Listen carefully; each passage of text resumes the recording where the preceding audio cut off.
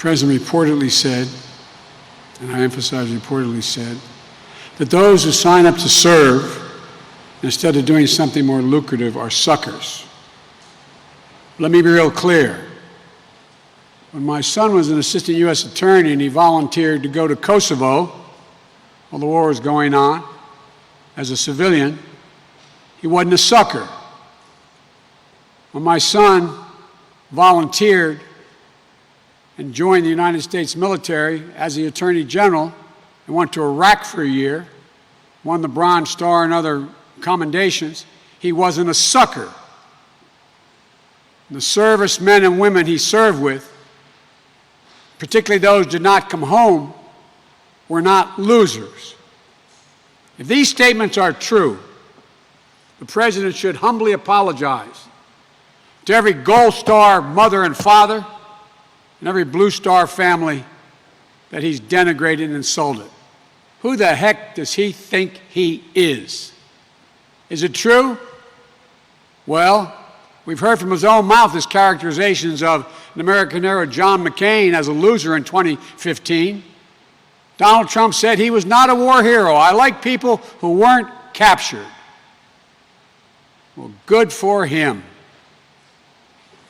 And his dismissal of the traumatic brain injuries suffered by troops serving in Iraq as mere headaches not too long ago. He stood by, failing to take action or even raise the issue with Vladimir Putin, while the Kremlin puts bounties on the heads of American troops in Afghanistan. It's a sacred duty. And you're tired of hearing me say this. Those who've been covering me for years know. I get in trouble for saying it, but I'm going to say it again. We have many obligations as a government. We only have one truly sacred obligation.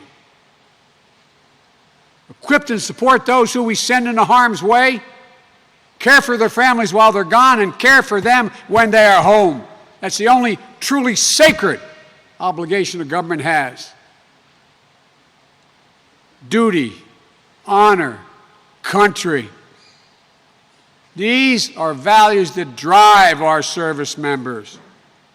It's an all-voluntary outfit.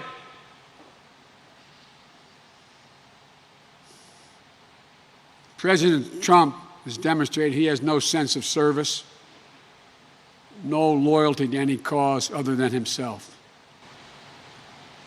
And if I have the honor of being the next commander-in-chief, I will ensure that our American heroes know I'll have their backs, honor their sacrifice, and those who've been injured will be in military parades. Somebody should run against John McCain, who has been, in my opinion, not so hot. And I supported him.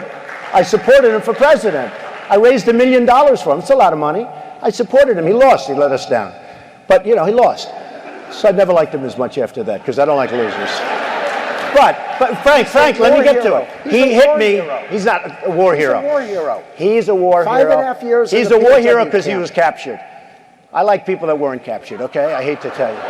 Do you agree with that? He's a war hero because he was captured. This is a man who, despite intel briefings and warnings, this is a man who refuses to condemn the placing of bounties on the heads of young American soldiers and Marines and airmen and sailors. His record towards the military is disgraceful out in the open, even without these four unnamed sources. With Jeffrey's new reporting on President Trump using words like losers and suckers to describe American soldiers, repeatedly disparaging the intelligence of service members and asking that wounded veterans be kept out of military parades, citing four unnamed people with firsthand knowledge of the president's comments.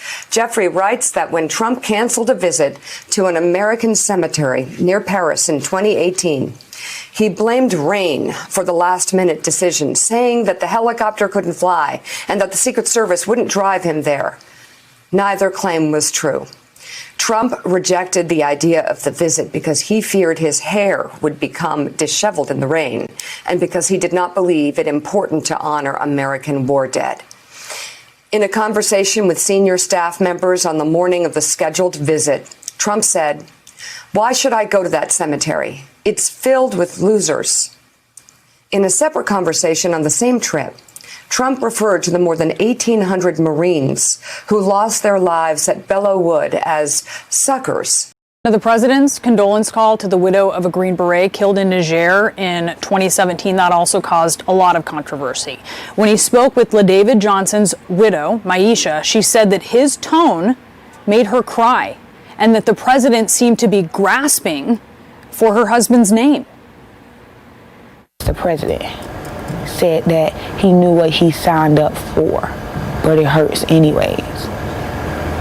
And it made me cry because I was very angry at the tone of his voice and how he said it. Like he couldn't remember my husband's name.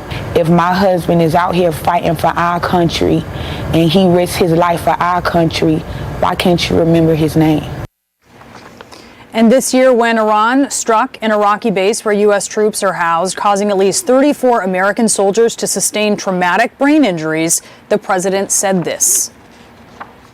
You said repeatedly to Americans that after Iran retaliated for the Soleimani strike, no Americans were injured. We now know at least 11 U.S. servicemen were airlifted from Iraq.